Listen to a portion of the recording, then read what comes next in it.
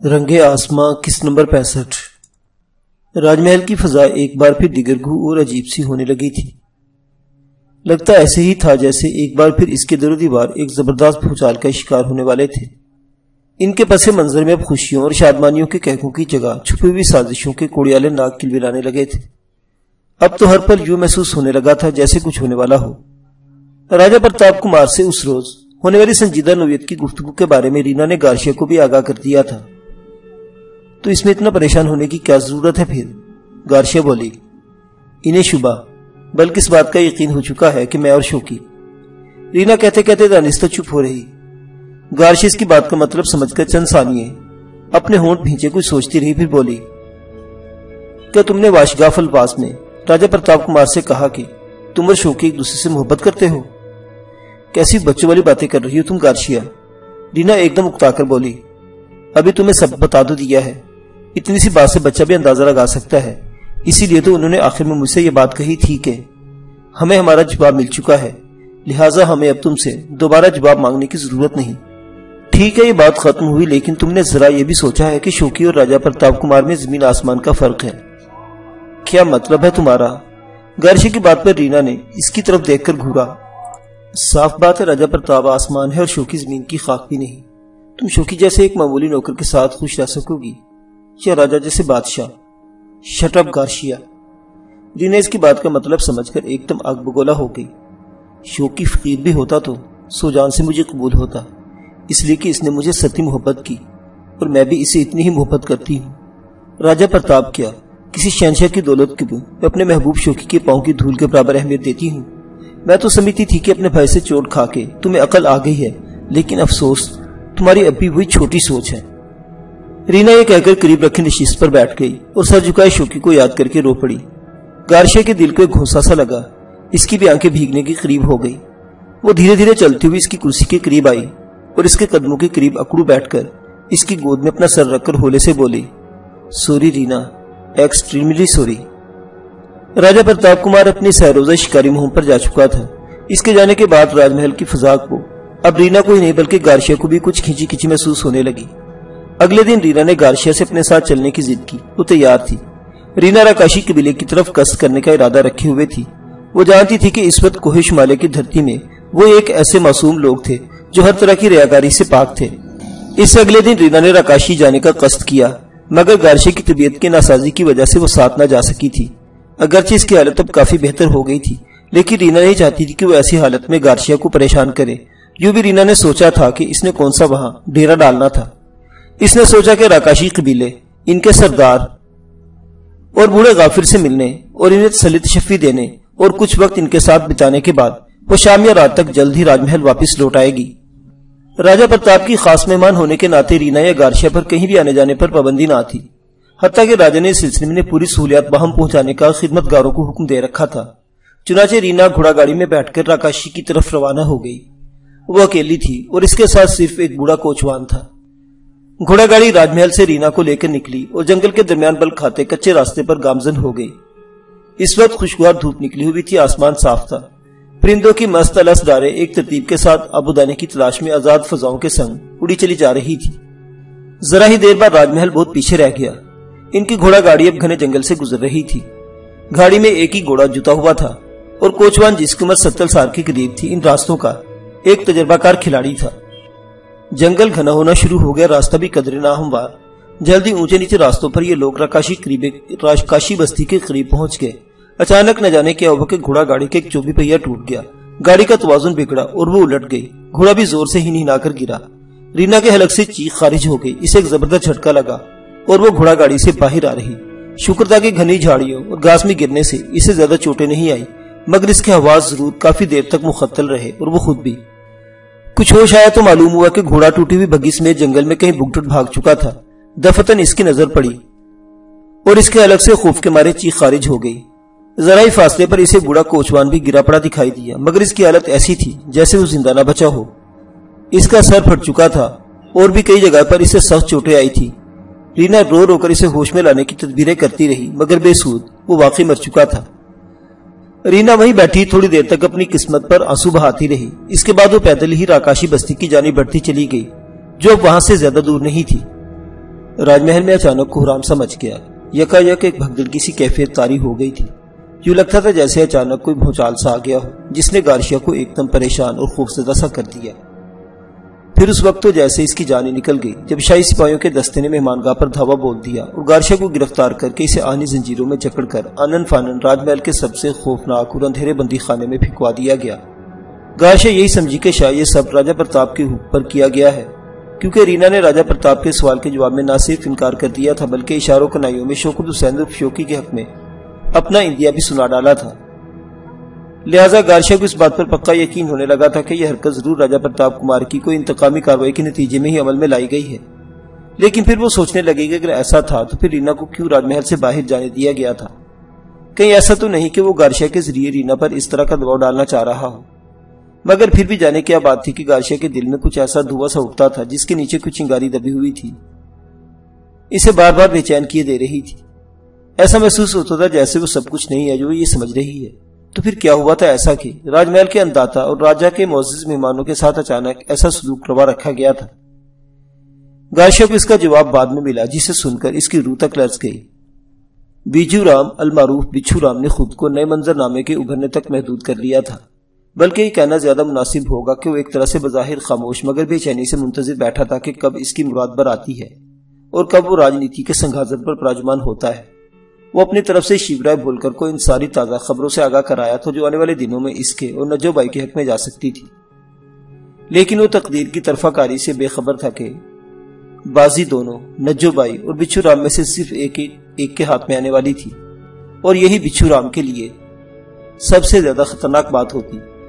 فرنگیوں کی کوہ شمالیہ پر چڑھائی کی ناکام مہم کے بعد بچھو رام اب نجو بائی کی تخلیہ گاہ میں جانے کا روادار نہیں رہا تھا، وہ اس کا قرب حاصل کرتا رہا تھا۔ نجو بائی کا حسن و شباب اس پر ایسا نشہ بن کر طاری رہنے لگا تھا کہ وہ بے قرار سا ہو جاتا تھا، لیکن اب فرنگیوں کی جنگ کی ناکامی کے بعد نجو بائی اس سے سخت ناراض ہو گئی تھی۔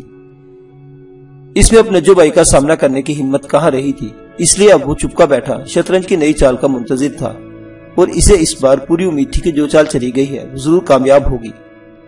مگر بچھو رام نہیں جانتا تھا کہ اس بار قسمت کی بساط پر گھوڑے ٹینک یا پیادے نے چال نہیں چلی تھی بلکہ ملکہ کی چال چل گئی تھی، اگرچہ اس میں بھی ملکہ کی تقدیر کا ہی شاخسانہ تھا۔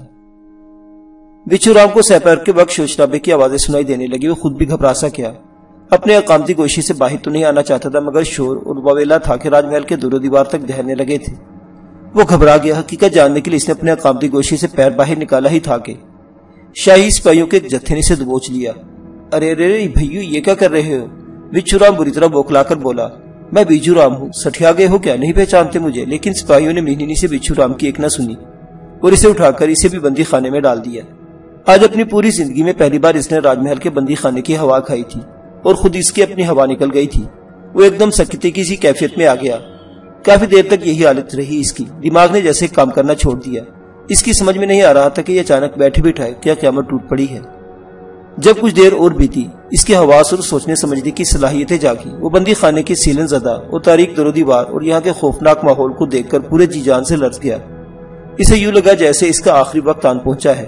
وہ کئی اندازے قائم کرنے لگا تھا کہ کہیں اس کی غداری کا پول تو نہیں کھل گیا۔ دفعتاً اسے اپنے علاوہ کسی اور کی بھی یہاں موجودگی کا احساس ہوا۔ بندی خانے میں کہیں سے نیم اور مدھم سی روشنی اندر آ رہی تھی۔ اسے وہ ہلا خود سے 4-5 ہاتھ کی دوری پر دیوار سے نڈھال ٹکا بیٹھا نظر آیا۔ بچھو رام بغوری سے دیکھنے لگا۔ وہ اسے کسی عورت کا حوالہ لگا تھا اور یہ خیال اس خیال سے اس کا دماغ جیسے بھگ سے اڑ گیا، کہیں یہ نجو بائی تو نہیں تھی؟ کیا اس کی بھی سازشیں تشت اسباب ہو چکی تھیں اور راجہ پرتاپ نے اسے بھی اس کی طرح یہاں بندی خانے میں پھینکوا دیا تھا؟ کون ہو تم؟ ماں نسوانی ہیلو نے کہا تو بچھو رام کو ایک اور جھٹکا لگا۔ یہ نجو بائی کو تو آواز نہیں لگتی۔ وہ جیسے خود بڑبڑایا، مم میں گارشیا ہوں، راجہ پرتاپ کمار کی مہمان، لیکن یہ سب اچانک کیا ہو گیا ہے؟ تم کون ہو؟ گارشیا نے شاید بچھو رام کی بڑبڑاہٹ سن لی تھی۔ بچھو رام اسے پہچانتے ہوئے ترنت بولا، اوہو، تو تم ان کے مہمان ٹولے سے تعلق رکھتی ہو، لیکن جو سوال تم کر رہے اس کا جواب تو میں خود بھی تلاش کر رہا ہوں۔ پھر ایک ذرا توقع کے بعد اس سے سوال کیا، تمہیں کس جرم میں یہاں پھینکا گیا ہے؟ گارشیا نے پہلے تو سوچا کہ اسے حقیقت بتا دے کہ رینا کے راجہ پرتاپ کمار سے شادی کی خواہش ٹھکرا دینے کی وجہ سے یہ سب کیا گیا ہے، مگر وہ ابھی اتنی بڑی بات منہ سے نکالنا نہیں چاہتی تھی، کیونکہ ابھی اسے خود بھی حالات کا صحیح اندازہ نہیں ہو پا رہا تھا۔ اس لیے اس نے فوراً لا علمی کا اظہار کر دیا اور الٹا بچھو رام سے سوال کر ڈالا، تمہیں بھلا کس جرم کی سزا دی گئی ہے؟ تم تو ان کے پرانے آدمی اور خدمت گزار تھے۔ اب بچھو رام بھی سے کیا بتاتا، غرض یہ دونوں ہی کچھ بتانے سے قاصر تھی۔ بچھو رام کو اپنا ڈر تھا جو وہ زبان پر نہیں لانا چاہتا تھا۔ مجھے تو لگتا ہے کوئی بغاوت ہوئی ہے، بالآخر بچھو رام بات بناتے ہوئے بولا، جس پر گارشیا کو ایک جھٹکا لگا۔ اس نے فوراً بچھو رام سے کہا، تم بالکل ٹھیک کہتے ہو، یہی بات ہوئی ہوگی، کیونکہ راجہ پرتاپ کمار تو 1-2 روز سے اپنی شکاری منہ پر گئے ہوئے ہیں۔ گارشیا کی بات پر بچھو رام کا ماتھا ٹھنکا۔ نجو بائی کی بے رخی اور دیگر وجوہات کی بنا پر وہ چند دنوں سے صرف اپنے اقامتی گوشے تک ہی محدود رہا تھا، اس لیے اسے یہ بات نہیں معلوم تھی کہ راجہ پرتاپ راج محل میں تھا یا باہر۔ اب اسے بھی یقین ہونے لگا کہ ضرور کوئی نہ کوئی سازش اندر ہی اندر پکتی رہی ہوگی، اور آج راجہ کی غیر موجودگی میں ایک چنگاری کی طرح بھڑک کر بغاوت کی آگ بن گئی۔ لیکن کیسے؟ وہ کون تھے؟ سازش تو یہ تیار کر رہا تھا۔ اگر ایسا کچھ تھا تو بھی پھر بھلا اسے کیوں بندی خانے کی نظر کیا جاتا؟ وہ عجیب مخمصے کا شکار ہو گیا۔ وہ رات بیتی اور اگلے دن بندی خانے کے اندھیاروں میں یکا یک روشنی پھیل گئی۔ سب سے زیادہ بچھو رام کی آنکھیں چندی آئی تھی، یہی نہیں بلکہ تھوڑی دیر بعد اس کی چندی مکار آنکھیں پھیل بھی گئی۔ ایسے میں اس کا استخوانی چہرہ مضحکہ خیز نظر آنے لگا۔ جب اس نے اپنی پھٹی پھٹی آنکھوں سے سامنے کا منظر دیکھا، وہاں 4 مسلح وردی پوش شاہی سپاہیوں کی میت میں نجو بائی کھڑی تھی، مگر نہیں، وہ نجو بائی کہاں تھی؟ وہ تو مہارانی تھی، اسی شان آن اور دبدبے کے ساتھ اپنی مخصوص مہارانی والی پوشاک میں اس کے سامنے کھڑی تھی۔ 4 سپاہیوں نے مچھلیں تھام رکھی تھی۔ نجو بائی ایک بار پھر مہارانی کے روپ میں اس کے سامنے تفاخر کے ساتھ کھڑی مسکرا رہی تھی، مگر اس مسکراہٹ میں زہر میں بجھی ہوئی اور زخمی محسوس ہوتی تھی۔ اس کے ہمراہ اس کا بیٹا ایش کمار بھی کھڑا تھا۔ دونوں ماں بیٹوں کے چہروں سے غضب و غضب کی چنگاریاں پھوٹ رہی تھی۔ وہ گارشیا کو بڑی ہلاکت خیز نظروں سے گھور رہا تھا۔ بچھو رام، دیکھ لو، اچھی طرح سے آنکھیں کھول کر مجھے پہچان رہے ہو یا نہیں؟ مان مہارانی نجو بائی کی روبدار اور گھنگرج لہجے والی آواز بندی خانے میں گونجی۔ ادھر بچھو رام کی حالت کاٹو تو بدن میں لہو نہیں جیسی ہو رہی تھی۔ پھر اچانک ہی بچھو کے ہک ہک سے چہرے پر مکارانہ مسکراہٹ ابھری اور وہ خوشامدانہ لہجے میں بولا، مہارانی صاحبہ بدھائی ہو، مجھے آپ کو اس روپ میں دوبارہ دیکھ کر بہت خوشی ہو رہی ہے۔ بس کرو بکواس بند کرو اپنی۔ مہارانی نجو بائی جیسے زخمی ناگن کی طرح پھکارتے اسے گھور کر بولی، اپنے انجام کی چنتا کر بچھو رام، بہت تھوڑا سمے بچا ہے تیرے پاس۔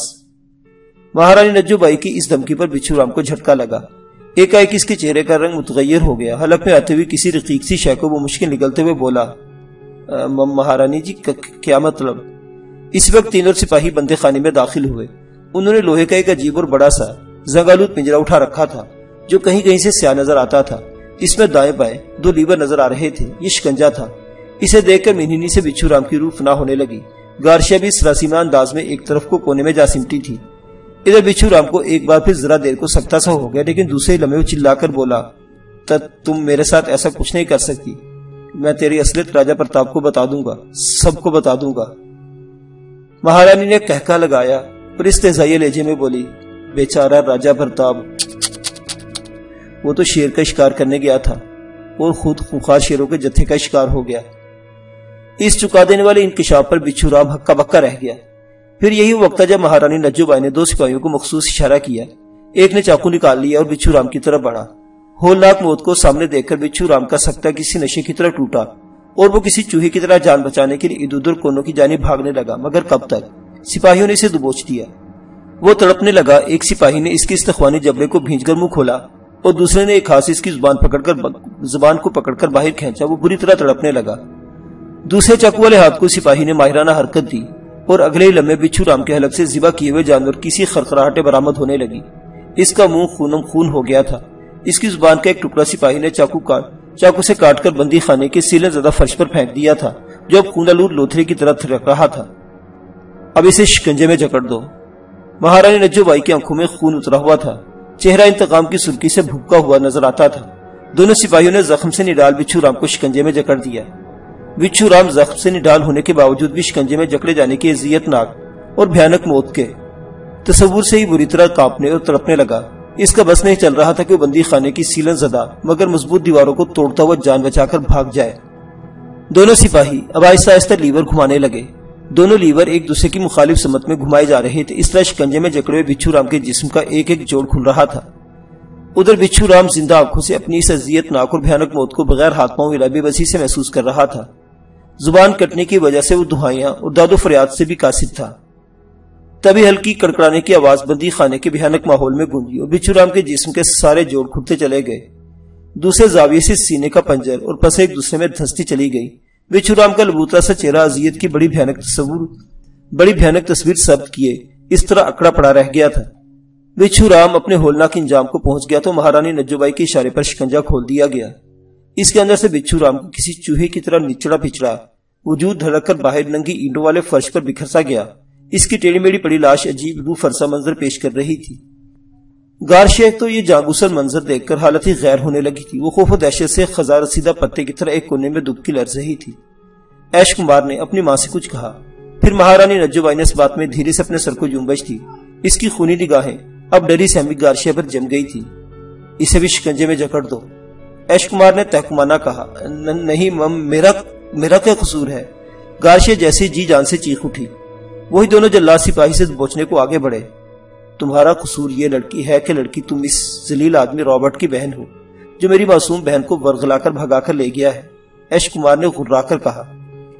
دونوں صفاق اور جلاد سپاہیوں نے غار شیخ کو دبوچ دیا۔ غار شیخ کی آنکھوں کے سامنے تو ابھی تھوڑی دیر پہلے کا وہ جاگوسل منظر ہی نہیں ہٹا تھا، اب وہ خود بھی اس ہولناک سزا کا بے بس کردار بننے والی تھی۔ یہ تصور ہی اس کے دل لرزا دینے والا تھا۔ وہ روتے ہوئے دونوں ماں بیٹے کی منتیں کرنے لگی۔ تب تمہیں خدا کا واسطہ، رابرٹ میرا بھائی کب تھا؟ وہ تو خود میری جان کے در پہ ہو گیا تھا جب میں نے ان کا منصوبہ ناکام کرنے کی کوشش کی تھی۔ بہلاوے مت دے لڑکی، اس بار نجو بائی سے تڑخی ہوئی نگاہوں سے گھور کر بولی، تو بھی اس میں شامل تھی اور دونوں کے بیچ ضرور اس دولت کے بٹوارے کا جھگڑا ہوا ہوگا۔ غار شیخ کو مزید بولنے کا موقع نہ دیا گیا۔ آخر میں جب اس کا بھی نرم و نازک جسم شکنجے میں جکڑ دیا گیا تو نا امید اور انتہا درجے کی مایوسی تلے اس ان دونوں صفاق ماں بیٹوں سے التجا بھی کی تھی کسی شکنجے میں جکڑ کر اذیت ناک موت نہ دی جائے بلکہ اسے گولی مار دی جائے یا زہر دے دیا جائے۔ مگر ایش کمار کے سینے میں اپنی جوان کنواری بہن اور مہارانی نجو بائی کا اپنے بیٹے کے انتقام سے سینہ چھلنی ہوا جا رہا تھا۔ وہ دونوں بندی خانے سے نکلنے لگے تو ان کے حکم میں غار شیخ کی لرزا دینے والی اذیت ناک چیخیں باہر تک سنائی دینے لگی۔ اس کے بعد اتھاہ خاموشی چھا گئی۔ رینا کی تلاش میں بھی سپاہی اور جاسوس دوڑا دیے گئے تھے۔ معزز سامعین حضرات، یہ داستان ابھی جاری ہے، بقیہ واقعات اگلی قسط میں۔ دیکھتے رہیے ناولستان اسلامی اور تاریخی کہانیوں کا مرکز۔ اللہ حافظ۔